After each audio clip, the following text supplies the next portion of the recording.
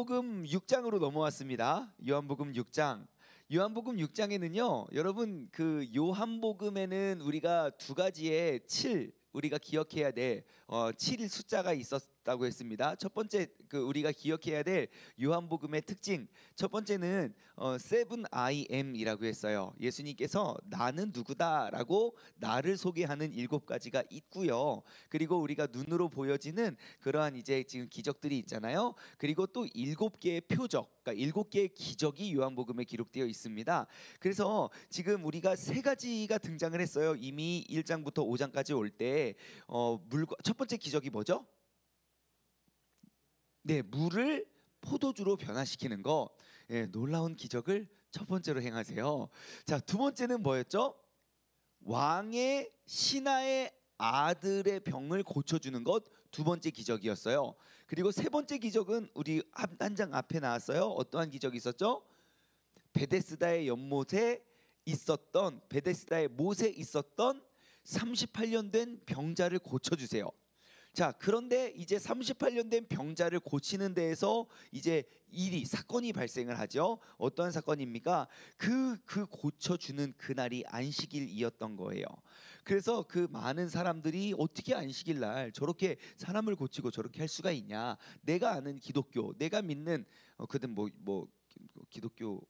기독교는 그리스도교고, 아무튼 내가 알고 있는 그러한 율법에 의하면 이거는 말도 안 된다라고 한참 논쟁을 하시고, 오늘 6장으로 넘어와서 이제 네 번째 기적, 어떠한 기적입니까?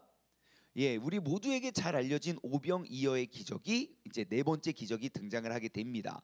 1절 말씀부터 보시면요, 그 후에, 그러니까 이제 사람들과 이렇게 막 논쟁을 하고 또 그들에게 가르침을 준 이후에 예수님께서 디베랴의 갈릴리 바다 건너편으로 가십니다. 자, 디베랴라는 단어가 조금 생소해요. 밑에 도움말 보시면 아주 친절하게 설명하고 있습니다. 소리가 조금 작은 것 같대요. 중현아, 그 볼륨 좀 올려주세요. 우리 저기에서 컴퓨터 출력. 갈릴리 호수 서쪽 연안에 있는 도시로 헤롯 안디바가 로마 황제 디베리오의 이름을 붙여 건설한 곳, 그쵸? 예, 그 디베리아고요. 갈릴리 바다는 이스라엘 북쪽. 여러분 갈릴리 바다는 어디 있는지 아시겠죠? 예전에 제가 요즘에 지도를 여러 번 보여드려서 저 위쪽에 있어요. 그쪽에 요단강 쪽 위쪽에 갈릴리 바다가 있습니다. 예, 그 갈릴리 바다, 게네사렛 호수 등으로 불린다. 자, 그래서 예수님께서 이제 갈릴리 바다에 가셔서 건너편으로 가시려고 합니다. 2절 말씀인데요, 큰 무리가 따르니 이는 병자들에게 행하시는 표적을 보았음이러라. 그래요. 자, 큰 무리가 따랐습니다. 예수님이 딱 도착을 했는데 큰 무리가 따랐어요. 이유가 무엇입니까? 큰 무리가 따른 이유요? 병든 자들에게 행하시는 표적을 보았기 때문이죠. 자, 예수님께서 행하시는 그 표적을 보았기 때문이에요. 요한복음에 의하면 지금 그 표적을 몇 개 보여주셨는데요? 3개 보여주셨는데, 큰 무리가 따라서 우리가 따른 이 무리들의 숫자는 우리가 잘 알고 있습니다. 몇 명이 모였습니까? 예, 그 5,000명은 아마 남자 성인만 5,000명일 거예요. 그러니까 교회는 항상 남자보다 여자가 더 많아요. 아이와 노인까지 하면 어마어마한 숫자가 그곳에 모여 있어요. 그냥 어림잡아도 2만 명 이상의 사람들이 모였을 것인데, 자, 보십시오. 2만 명이라는 사람의 숫자의 그 덩치가 얼마나 클까요? 엄청 큽니다. 2,000명만 모여도 많은데요, 우리 중문교회 본당에 꽉 빈틈없이 앉아도 2,000명 안 될걸요? 그러니 2만 명이면 얼마나 많겠습니까? 그보다 더 많을 수도 있는데 엄청나죠? 자, 예수님께서 표적 3개 보여주셨어요. 요한복음에 의하면. 그런데 그 많은 무리가 따랐단 말입니다. 자, 그러면 궁금한 것이 2가지가 있는데, 첫 번째, 여러분 오늘날 이 삶 속의 표적들은 다 어디 갔습니까? 우리의 삶 속에 이 예수 그리스도의 능력으로 행하시는 그 표적들이 어디 갔냐고요? 2가지를 생각해 볼 수 있어요. 첫 번째, 한번 손 들어보고 싶지만 갑자기 저의 시선을 다 피하시는 것 같아서 아마 영상 보다가도 시선 피할 수도 있어요. 시킬까봐. 자,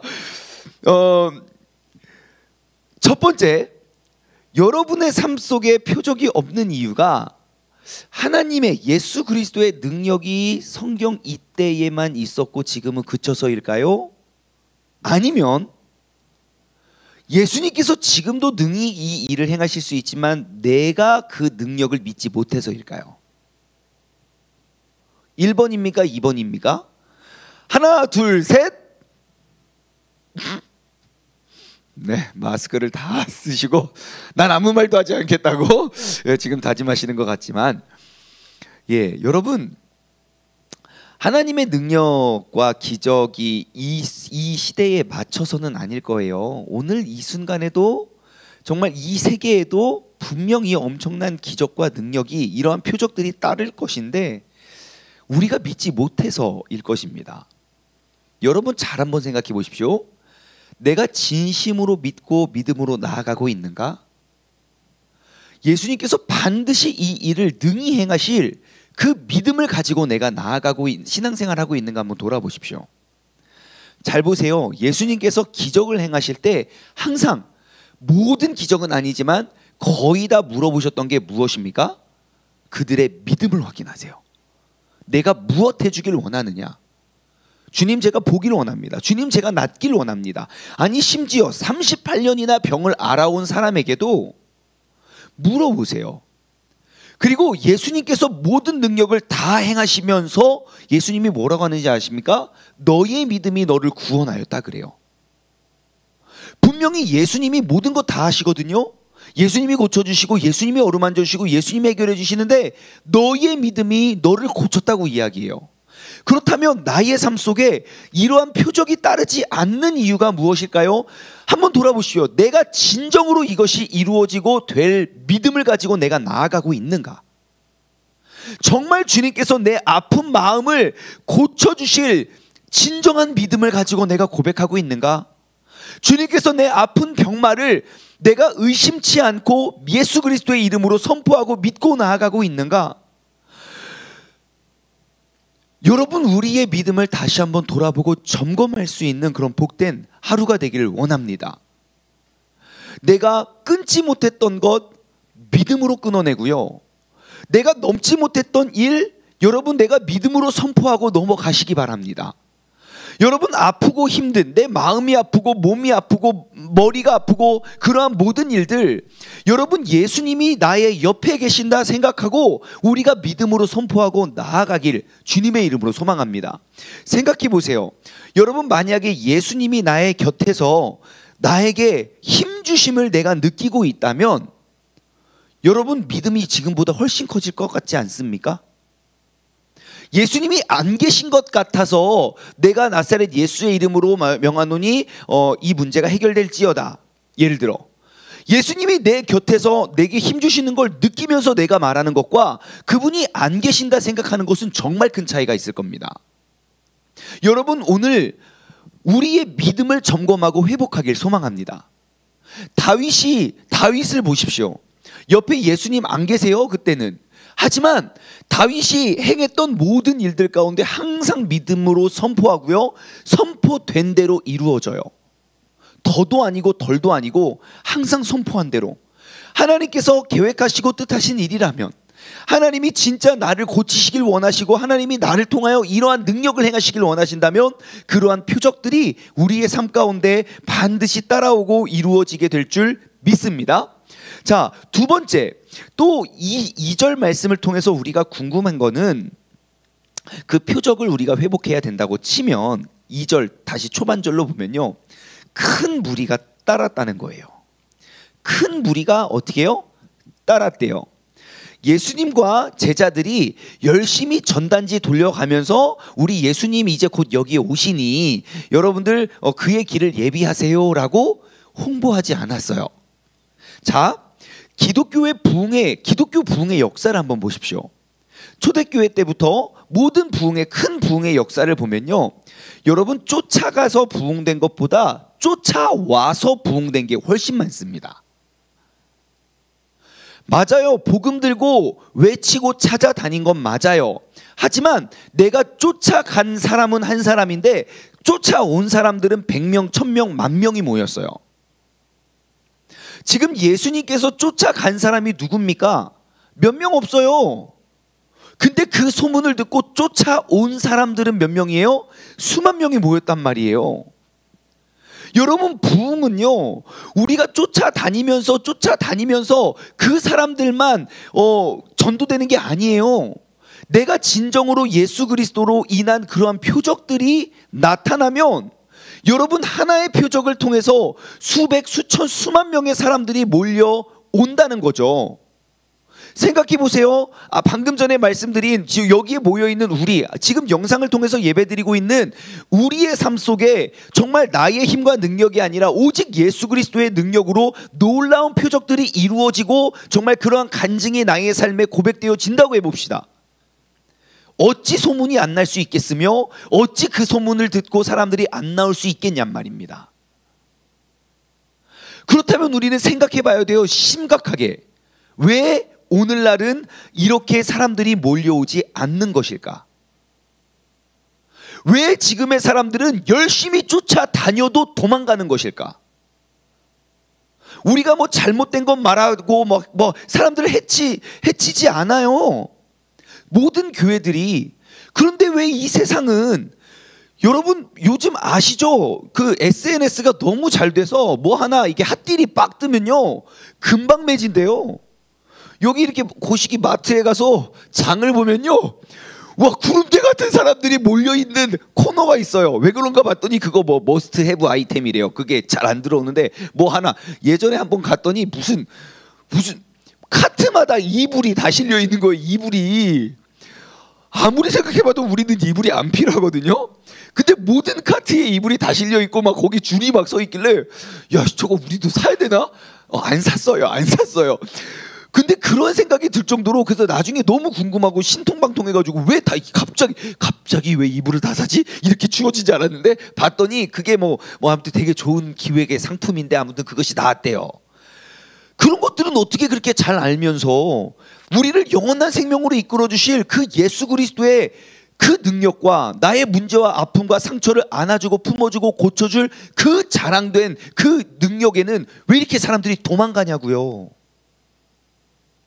여러분, 오늘 이 새벽에 우리가 회복해야 될 게 무엇인지 아십니까? 내 신앙생활 가운데 잃어버렸던 능력을 회복해야 된다는 거예요. 우리 기독교가 잃어버렸던 그 예수 그리스도의 능력을 회복해야 됩니다. 그냥 와서 앉아만 있다가 요즘 전도하기 힘들어, 그렇게 핑계대지 마십시오.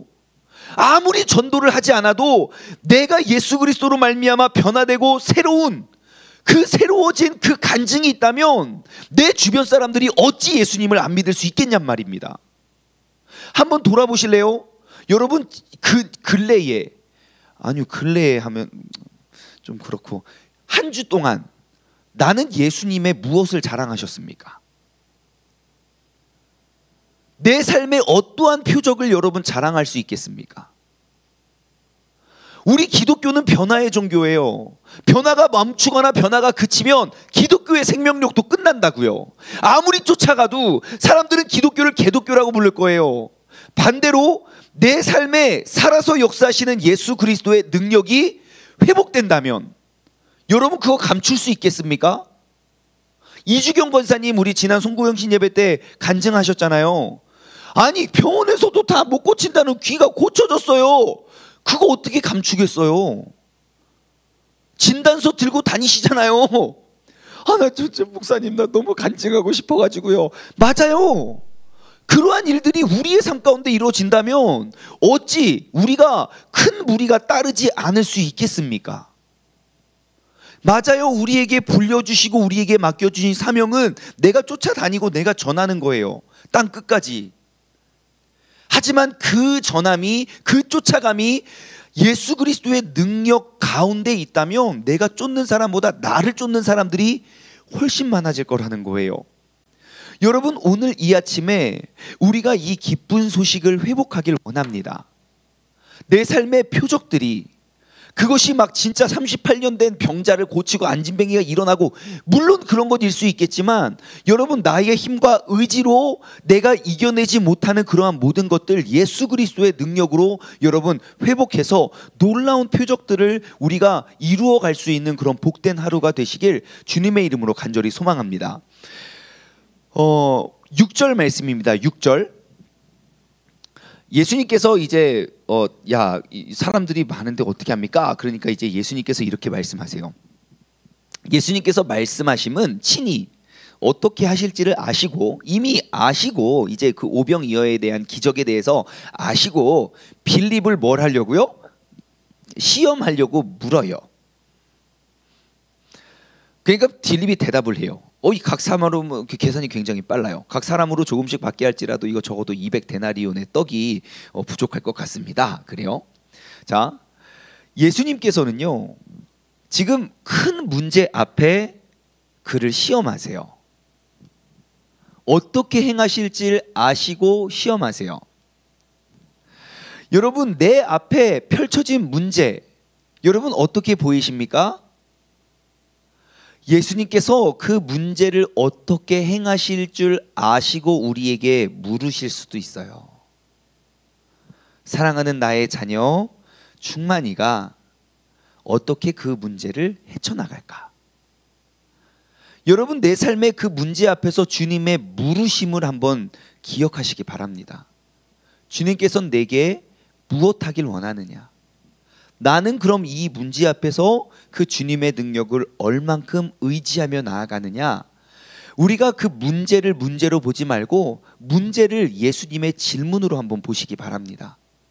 주님께서는 분명히 나의 믿음을 통하여 귀한 일들을 또다시 행하시게 될 줄 믿습니다. 그 밑에 이제 8절에 보니까요, 이제 시몬 베드로의 형제 안드레가 안드레가 조금 대단해요. 왜냐하면 안드레가 먼저 예수님께 물어요. 그러니까 안드레가요, 보통 사람이 아니에요. 예수님이 빌립을 딱 시험하려고 물으니까 이 시험 내가 풀어야지 하고 안드레가 가서 9절입니다. 여기 한 아이가 있어 보리떡 5개와 물고기 2마리를 가지고 왔나이다. 그래요.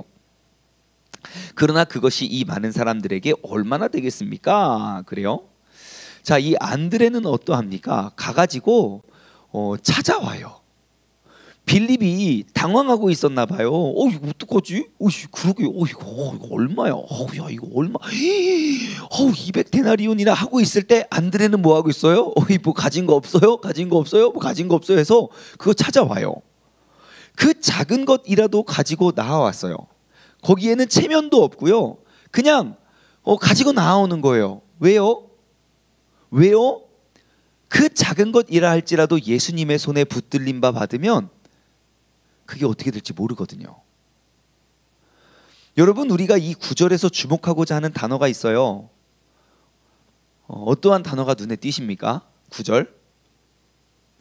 예, 한 아이가 저는 딱 눈에 띄더라고요. 한 아이요.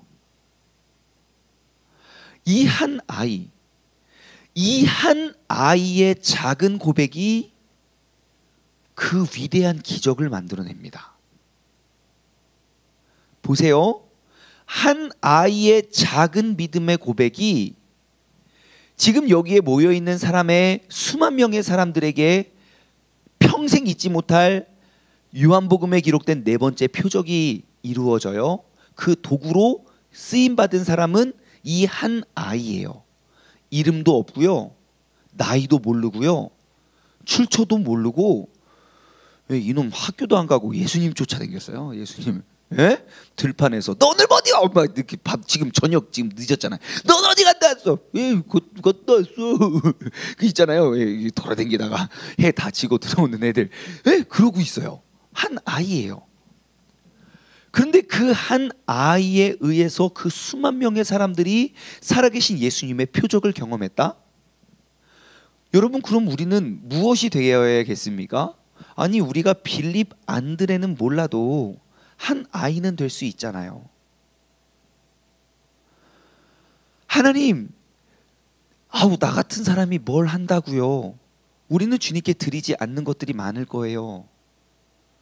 여러분 그 작은 것, 내가 봤을 땐 별것 아니지만 그 작은 것이 주님의 손에 붙들림 바 받으면 그것이 오병이어의 기적을 만들어내요.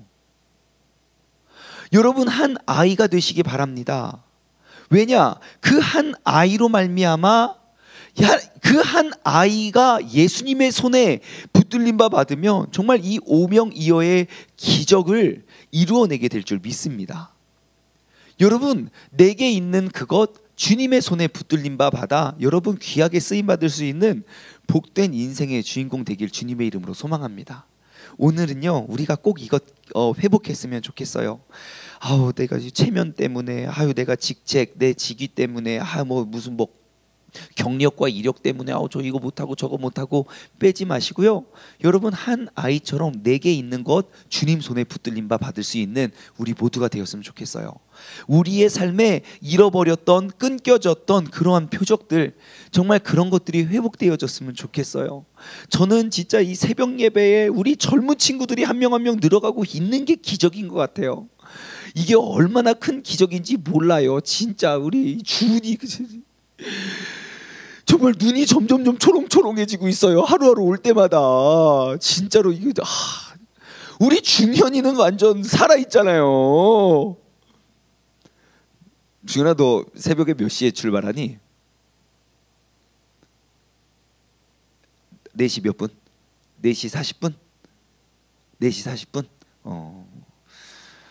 겉봐요. 우리 4시 40분에 잘 일어나지도 않아요. 우리 중현이는 벌써 준비를 다 하고 4시 40분부터 출발하고 이렇게 교회에 도착해서 영상을 틀면 우리 중한이가 졸다가 지금 딱 빨리 아마 지금 그러고 있을 거예요. 중한이가 또 깨가지고 또 예배를 드리고 있는 거 아닙니까? 또 우리 누구 있습니까? 아무튼 늘어나고 있는 것은 주님의 크신, 이게 진짜 기적 아닙니까? 살아있는 기적. 예, 여러분 우리가 이러한 표적들이 우리의 삶 가운데 회복될 수 있는 그런 복된 하루와 복된 한 해가 되기를 주님의 이름으로 소망합니다. 기도하겠습니다. 하나님 아버지 감사합니다. 내가 잃어버렸던 그 예수 그리스도의 능력을 우리가 회복해 가길 소망합니다. 하나님 요즘 시대는 참 전도하기가 어려운 시대가 되었습니다. 우리가 쫓아가면 쫓아갈수록 사람들이 도망가고 또 사람들이 교회를 비난하고 비방합니다. 하나님 우리가 쫓아가도 도망가는 그 세상이 잘못된 것도 맞지만 하나님 이 세상 사람들이 미치고 열광하는 것들이 있습니다. 바로 그것이 나를 통하여 일하고 역사하시는 예수 그리스도의 표적이 되게 하여 주옵소서.